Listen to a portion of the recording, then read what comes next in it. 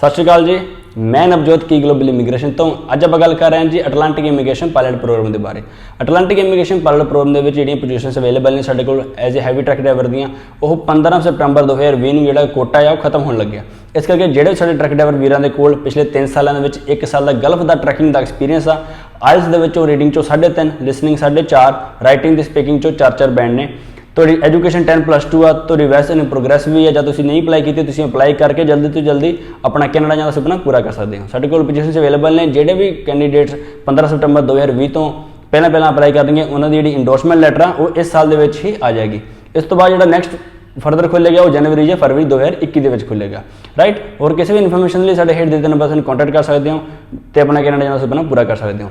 Thank you so much की global immigration.